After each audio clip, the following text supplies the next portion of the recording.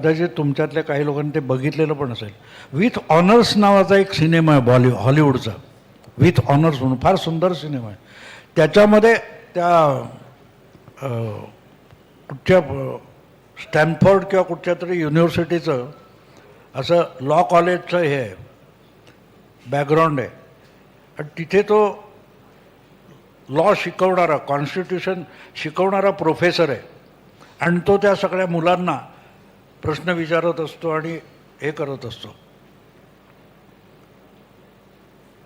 तर तो विचारतो what is the genius of constitution. आणि त्याच्या ग्रुपमध्ये जी विद्यार्थी बसलेले असतात त्या वर्गामध्ये, त्यामध्ये एक बेवडा असतो आणि तो विद्यार्थी नसतो. तो त्या एका विद्यार्थ्याबरोबर आलेला असतो.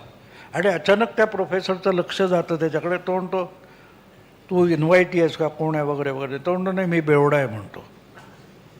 तो प्रोफेसरला इन्सल्ट वाटतो. म्हणजे राजदीप सरदेसाईचा इन्सल्ट कसं होतं तुम्हाला माहिती आहे ना, तसा इन्सल्ट होतो. तर तो म्हणतो तू कसा इथे. तो म्हणून जातो, तो निघतो. तो पुढे आल्यावर तो प्रोफेसर त्याला आपलं शहाणपण सांगण्यासाठी म्हणतो why don't you answer my question. तो म्हणतो मी फुकटात काय करत नाही, $5 दे दारू प्यायला. तो म्हणतो नाही देणार. मग गेला भाडमध्ये म्हणतो मी जातो.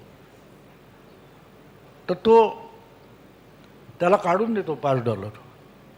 तर तो त्याला जे उत्तर देतो ते फार महत्त्वाचं आहे. तो म्हणतो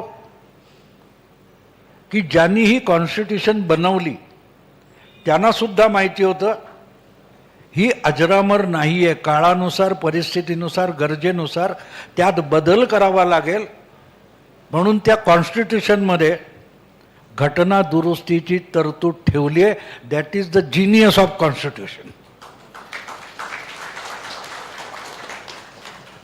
बाबासाहेबांनी घटना बनवली, त्याच्यात घटना दुरुस्तीची तरतूद ठेवली आहे ना. म्हणजे बाबासाहेबांना सुद्धा ते संविधान, ती घटना ही पुढची 1000 वर्ष पुरणार अशी वाटली नाही. मग हे कोण आहेत बोलतात ते, त्यांना घटना कळली आहे.